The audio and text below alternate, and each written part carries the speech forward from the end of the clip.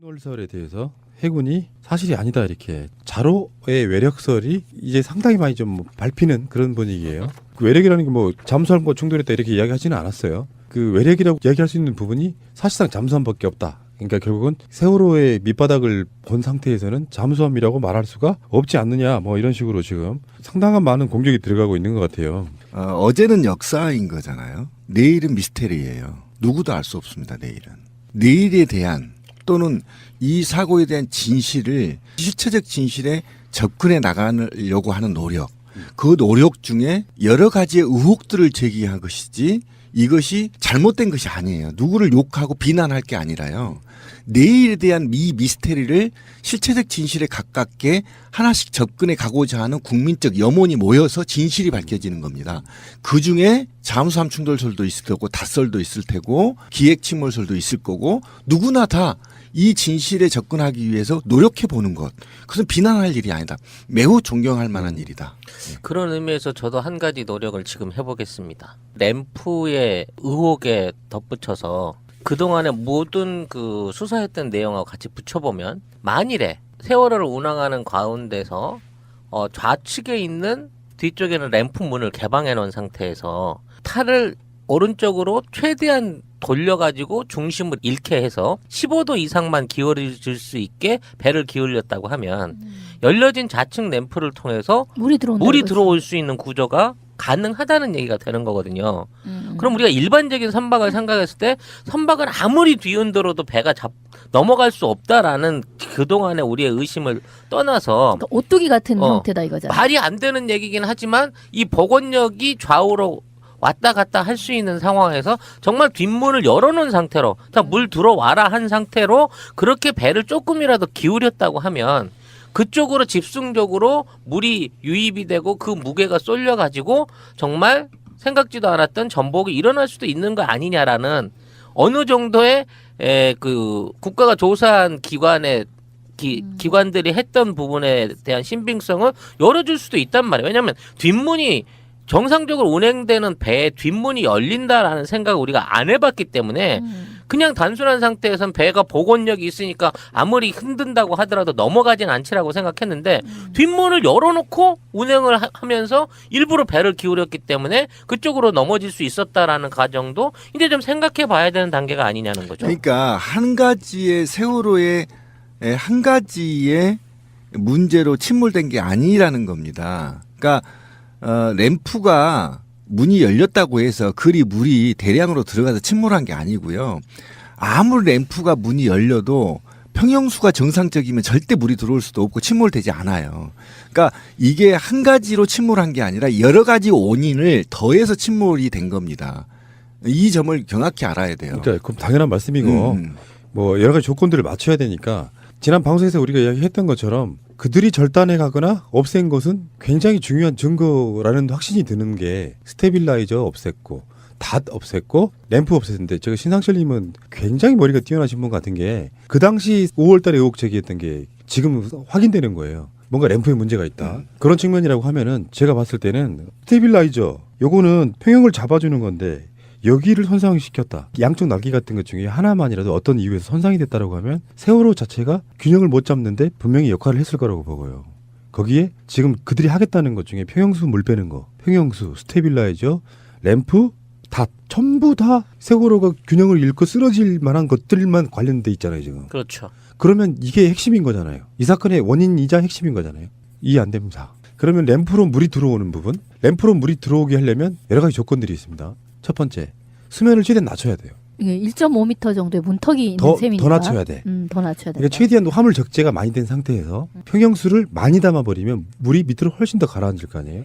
그 조건도 맞춰야 되고요. 근데 그래도 평평하게 가면 램프를 통해서 물 들어올 가능성은 없으니까 계속 물이 들어오게끔 뭔가 조건을 만들어야겠죠. 거기에 쓸 수 있는 것들이 아까 말한 닷이나 스테빌라이저라는 거예요. 그렇죠. 그리고 급격한 선회와 방향타의 어떤 조정 같은 걸 통해 가지고 좌우로 롤링을 만들어내는 거죠. 좌로 한번 우로 한번 하는 방식으로 급격하게 좌우로 선회를 하다 보면 이 롤링이 세지면서 15도 이상 기울게 되고 기울기가 높아지면 높아질수록 물이 더 들어올 가능성이. 후미로에서 물이 들어올 가능성이 높아지는 거죠. 근데 그 신비진 말씀처럼 그 정도 갖고는 램프 쪽으로 물이 많이 들어오게만 할 건 아닌 것 같고요. 팩트로 나와 있는 것 중에 엄청난 충격이 있었다는 이야기가 있었잖아요. 증언도 있고 사람이 튕겨져 나갔고 소파도 튕겨져 나갔다는 이야기가 있잖아요. 그러니까 어떤 그 기점, 강한 충격에 의해서 그 기점에 의해서 확실하게 확 한번 쏠렸을 때 물이 굉장히 많이 유입됐을 가능성이 그렇죠. 있다는 거예요. 그러니까 제가 한번 얘기를 해보면 이렇게 한번 예측이 될 것 같아요. 이 배가 화물을 많이 실었다고 보지 않습니다. 6,000톤급인데 2,900 정도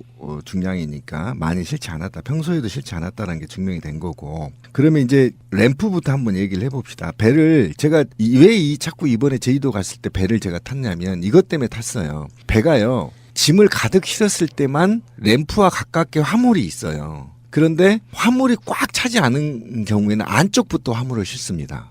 배 안쪽부터. 왜 그러냐면 이렇게 돌아나가거든요. 배가 후진으로, 배가 들어갔을 때 후진으로 배 밖으로 나오지 않아요.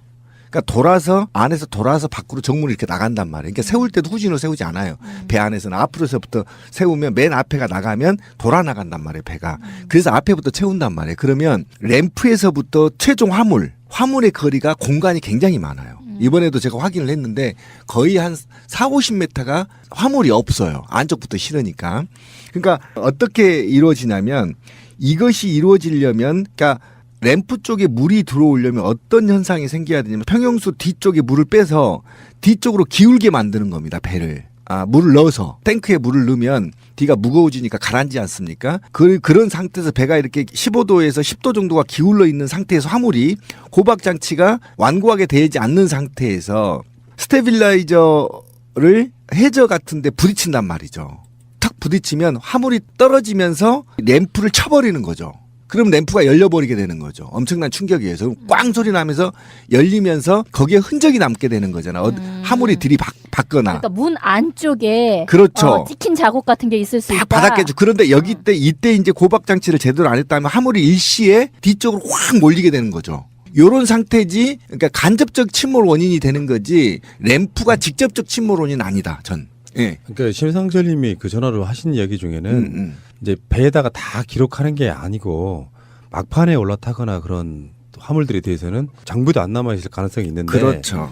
그렇잖아요. 막 시간 쫓겨가지고 막 트럭이네 뭐네 이 차들이 엄청나게 태워져 있는 상태에서 그렇게 되면은 어떤 문제가 생기냐면은 예상돼 있는 무게와 그래서 그 평형수 같은 것들을 조절하는 과정이 있잖아요. 평형수는 화물이 많이 실릴수록 평형수를 빼고 공기를 많이 집어넣어서 더 뜨게 만들어줘야 되는 거고 그렇죠. 화물이 적게 실리면 배 평형을 위해서 평형수를 더 많이 담아야 되는 그렇죠. 그 과정이 있거든요. 그러니까 그게 사고의 고의적인 원인이다 이런 차원이 아니고 그런 것들이 잘못 계산돼서 그러니까 좋게만 바라보면 세월호 침몰의 원인이 될 수 있다고 생각하는데 아까 신비님도 말씀하신 것처럼요. 스테빌라이저의 충돌 흔적 같은 거 지금까지 나온 의혹들 중에 보면 이런 것도 있었습니다. 닻을 끌고 가다가 뭔가가 걸려 넘어뜨려지기 전에 한 번쯤 강한 압력에 의해서 앵커가 튕겨져 올라와서 쿵 부딪혔을 가능성도 언급된 적이 있었어요. 그렇죠. 팽팽하게 당겨져 있다가 그게 튕겨져 나오면서 배를 땅 하고 치면 거기 그런 흔적도 남아있다 이렇게 의혹 제기한 사람도 있었고요. 그렇지. 근데 너무 고무줄도 아닌데 너무 심한 비약이 아니냐 뭐 그럴 수도 비판이 더 있고. 많기도 했지만. 그러니까 여기서 우리가 풀어야 될 문제는 외력이다 아니다의 문제를 조금 더 벗어나가지고 그 쿵하고 부딪혔던 그것이 원인이 뭐냐가 나중에 램프가 열려 있는 것과 연결이 돼 있다는 거는 확실한 것 같아요. 스테빌라이저가 만약에 아까 시민이 말씀하신 것처럼요. 거기에 뭐가 걸려갖고 그게 훼손이 됐다고 하면 그들 입장에서는 반드시 잘라내야 될 중요한 증거였을 거라고 보는 거예요.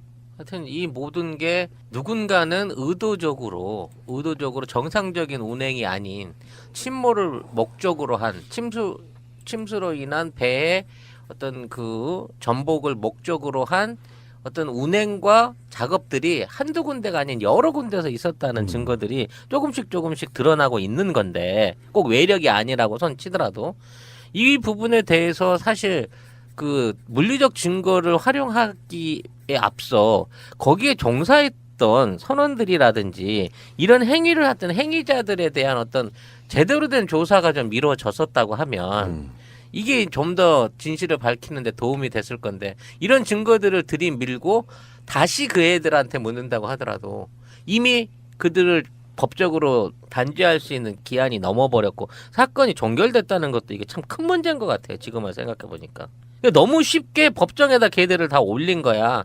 사전에 우리가 증거도 없이 아무것도 없이. 그래서 저들이 이렇게 지금 이 순간에 자연스럽게 이제 꺼내놔도 돼. 이미 모든 법적 처리는 끝났는데 뭘 하는 거 아닌가 싶은 생각도 드니까 더 억울하고 화가 나는 거죠. 단순한 램프 문제만 보더라도. 아까 그 얘기를 정리를 해야 될 것 같아요. 스테빌라이저를 절단하거나 닷을 절단하거나 또는 스테빌라이저를 절단했는데 훼손해서 없어진 거잖아요. 지금 닷도 지금 어디로 가 있는지 모르고, 그다음 램프도 지금 바닷속에 들어가 있고 언제 인양할지도 모르고, 이게 결국은 이 시점에 반드시 인양해야 될 이유였을 겁니다. 아까 홍준표 이하이의 얘기를 다시 도입해 보면, 만약에요 지금 특별조사위원회가 가동이 되고 정권이 교체됐다고 한다면 해수부는 적어도 그 책임을 면치 못할 만큼이나 가해자입니다. 가해 부처입니다. 그러면 가해 부처가 이곳을 손대게 하겠습니까? 그것을 비껴가기 위해서 서둘러 3년 동안 그렇게 늦장을 부리다가 서둘러 유실 우려에 대한 대책도 전혀 없이 그냥 막 인양을 해버린 겁니다. 그러면 뭔가 이들이 정권이 교체되기 이전에 뭔가 증거를 인멸할 것들을 모두 다 없애야 되는 이유가 절실했던 거죠. 이것만큼은 사실 아닙니까? 이것만큼 사실이죠. 만약에 그들이, 제가 좀 흥분한지 모르겠지만, 미수습 유가족을 전면에 내세우고 미수습 유가족들하고만 대화하면서 이걸 인양했다면 유실 우려가 있는 재반 장치를 다 갖춘 다음에 인양하는 게 맞습니다. 그들을 위로했다면. 그런데 인양 과정에서 램프를 떼내거나 그다음에 천공을 했는데도 불구하고 거기에 유실망을 설치하지 않았거나, 또는 설치했다 하더라도 설치망이 너무 간격이 커서 유가족들이 받아들이지 못할 만큼의 유실망을 설치했거나, 이런 전반적인 것들이 마치 세월호의 사고 때처럼 똑같이 이루어지고 있다는 겁니다. 미스테리입니다. 미스테리. 세월호를 굉장히 잘 아시는 분들의 제보입니다. 첫 번째, 세월호의 왼쪽 램프는 사용하지 않는 문이라고 합니다. 사중장치로 되어 있어서 일반적으로 열릴 수가 없다고 하고요. 고의로 열었을 가능성이 매우 크다는 제보가 도착했고요. 세월호는 처음에 선수와 선미의 모두 램프가 있었는데 앞에 것을 떼고 뒤에 것을 새로 만든 것이 아니고, 원래 선수와 선미의 그 램프가 있었는데 선수에 있는 것은 없애버린 거죠. 예, 떼어내버린 거죠. 그리고 세월호 램프하고 도선사문, 그 문은 수밀이 아니고 풍우밀이라고 하네요. 그리고 방송 녹음하는 오늘 모 언론사에서 단독이라고 보도를 했는데요. 세월호 침몰 원인이 철판을 대여하는 것에 천막을 쳤기 때문이라고 이렇게 이야기를 했다라고 하는데, 명백한 오보라고 합니다. 천막이 그 자리에 있었던 건 맞고요. 그러나 설계도를 보면 그곳은 원래 개구부라고 하는 곳이었다고 해요. 개구부가 뭐냐면은 처음부터 열린 공간으로 계산하고 설계를 해놓은 곳인데, 그러니까 일본에서 들어올 때에도 그곳은 개구부였다고 하고 처음부터 열린 공간으로 계산하고 설계를 했다는 뜻인데, 세월호를 증개축 허가를 내준 곳이 바로 한국선급이라고 하는 곳인데, 오늘 문제가 되는 벽이 있어야 될 곳에 천막이 있었다라고 하는, 그곳에 천막을 친 이유가 원래는 거기가 뻥 뚫려 있는 건 맞고요. 거기는 이제 시데크인데, 시데크에 자동차를 실는데 파도 등 바다의 염분이 차에 묻는 것을 막기 위해서 천막을 친 것이라고 합니다. 그래서 원래 천막을 치는 게 맞다는 것이죠. 그래서 결국에는 세월호 침몰과는 그 천막과는 아무런 상관이 없다 이런 얘기고요.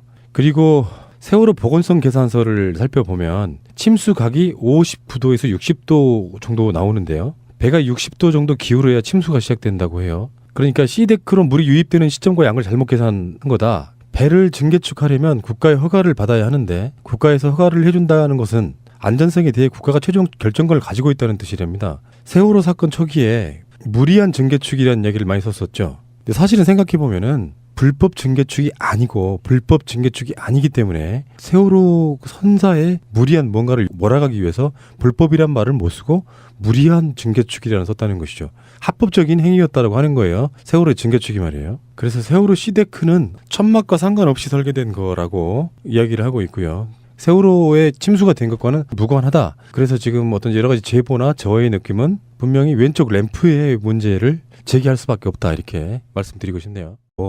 막판에 올라타거나 그런 화물들에 대해서는 장부도 안 남아있을 가능성이 있는데, 그렇죠. 그렇잖아요. 막 시간 쫓겨가지고 막 트럭이네 뭐네 이 차들이 엄청나게 태워져 있는 상태에서 그렇게 되면은 어떤 문제가 생기냐면은 예상되어 있는 무게와, 그래서 그 평형수 같은 것들을 조절하는 과정이 있잖아요. 평형수는 화물이 많이 실릴수록 평형수를 빼고 공기를 많이 집어넣어서 더 뜨게 만들어줘야 되는 거고 그렇죠. 화물이 적게 실리면 배의 평형을 위해서 평형수를 더 많이 담아야 되는 그 그렇죠. 과정이 있거든요. 그러니까 그게 사고의 고의적인 원인이다 이런 차원이 아니고 그런 것들이 잘못 계산돼서 그러니까 좋게만 바라보면 세월호 침몰의 원인이 될 수 있다고 생각하는데 아까 신비님도 말씀하신 것처럼요. 스테빌라이저의 충돌 흔적 같은 거 지금까지 나온 의혹들 중에 보면 이런 것도 있었습니다. 닻을 끌고 가다가 뭔가가 걸려 넘어뜨려지기 전에 한 번쯤 강한 압력에 의해서 앵커가 튕겨져 올라와서 쿵 부딪혔을 가능성도 언급된 적이 있었어요. 그렇죠. 팽팽하게 당겨져 있다가 그게 튕겨져 나오면서 배를 땅 하고 치면 거기에 그런 흔적도 남아있다 이렇게 의혹 제기한 사람도 있었고요. 그렇지. 근데 그 너무 고무줄도 아닌데 너무 그 심한 비약이 아니냐 뭐 그럴 수도 비판이 더 있고. 많기도 했지만. 그러니까 여기서 우리가 풀어야 될 문제는 외력이다 아니다의 문제를 조금 더 벗어나가지고 그 쿵하고 부딪혔던 그것이 원인이 뭐냐가 나중에 램프가 열려 있는 것과 연결이 돼 있다는 거는 확실한 것 같아요. 스테빌라이저가 만약에 아까 시민이 말씀하신 것처럼요. 거기에 뭐가 걸려갖고 거기 훼손이 됐다고 하면 그들 입장에서는 반드시 잘라내야 될 중요한 증거였을 거라고 보는 거예요. 하여튼 이 모든 게 누군가는 의도적으로 정상적인 운행이 아닌 침몰을 목적으로 한 침수로 인한 배의 어떤 그 전복을 목적으로 한 어떤 운행과 작업들이 한두 군데가 아닌 여러 군데서 있었다는 증거들이 조금씩 드러나고 있는 건데 꼭 외력이 아니라고 선 치더라도 이 부분에 대해서 사실 그 물리적 증거를 활용하기에 앞서 거기에 종사했던 선원들이라든지 이런 행위를 했던 행위자들에 대한 어떤 제대로 된 조사가 좀 이루어졌었다고 하면 이게 좀 더 진실을 밝히는데 도움이 됐을 건데 이런 증거들을 들이밀고 다시 그 애들한테 묻는다고 하더라도 이미 그들을 법적으로 단죄할 수 있는 기한이 넘어버렸고 사건이 종결됐다는 것도 이게 참 큰 문제인 것 같아요. 지금은 생각해 보니까 너무 쉽게 법정에다 걔들을 다 올린 거야. 사전에 우리가 증거도 없이 아무것도 없이. 그래서 저들이 이렇게 지금 이 순간에 자연스럽게 이제 꺼내놔도 돼. 이미 모든 법적 처리는 끝났는데 뭘 하는 거 아닌가 싶은 생각도 드니까 더 억울하고 화가 나는 거죠. 단순한 램프 문제만 보더라도. 아까 그 얘기를 정리를 해야 될 것 같아요. 스테빌라이저를 절단하거나 닷을 절단하거나 또는 스테빌라이저를 절단했는데 훼손해서 없어진 거잖아요. 지금 닷도 지금 어디로 가 있는지 모르고 그다음 램프도 지금 바닷속에 들어가 있고 언제 인양할지도 모르고 이게 결국은 이 시점에 반드시 인양해야 될 이유였을 겁니다. 아까 홍준표 이하이의 얘기를 다시 도입해 보면 만약에요. 지금 특별조사위원회가 가동이 되고 정권이 교체됐다고 한다면 해수부는 적어도 그 책임을 면치 못할 만큼이나 가해자입니다. 가해 부처입니다. 그러면 가해 부처가 이곳을 손대게 하겠습니까? 그것을 비껴가기 위해서 서둘러 3년 동안 그렇게 늦장을 부리다가 서둘러 유실 우려에 대한 대책도 전혀 없이 그냥 막 인양을 해버린 겁니다. 그러면 뭔가 이들이 정권이 교체되기 이전에 뭔가 증거를 인멸할 것들을 모두 다 없애야 되는 이유가 절실했던 거죠.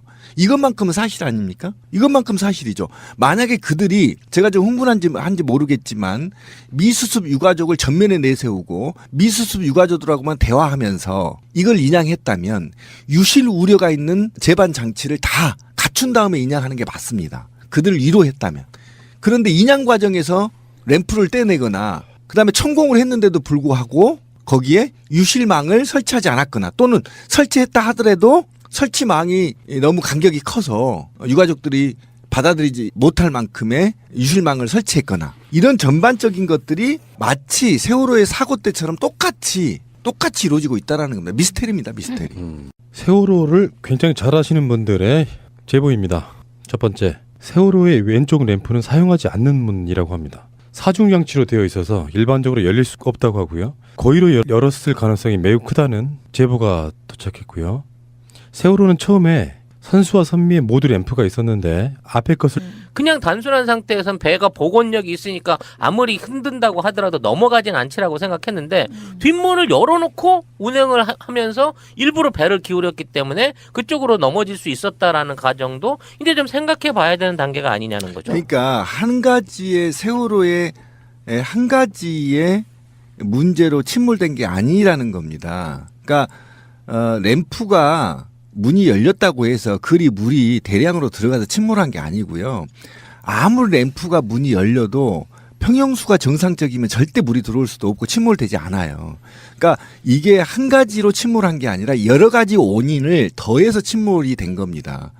이 점을 정확히 알아야 돼요. 그러니까 그럼 당연한 말씀이고 뭐 여러 가지 조건들을 맞춰야 되니까 지난 방송에서 우리가 이야기했던 것처럼 그들이 절단해 가거나 없앤 것은 굉장히 중요한 증거라는 확신이 드는 게 스테빌라이저 없앴고 닷 없앴고 램프 없앴는데 제가 신상철님은 굉장히 머리가 뛰어나신 분 같은 게 그 당시 5월달에 의혹 제기했던 게 지금 확인되는 거예요. 뭔가 램프에 문제가 있다. 그런 측면이라고 하면은 제가 봤을 때는 스테빌라이저 요거는 평형을 잡아주는 건데 여기를 손상시켰다. 양쪽 날개 같은 것 중에 하나만이라도 어떤 이유에서 손상이 됐다고 하면 세월호 자체가 균형을 못 잡는데 분명히 역할을 했을 거라고 보고요.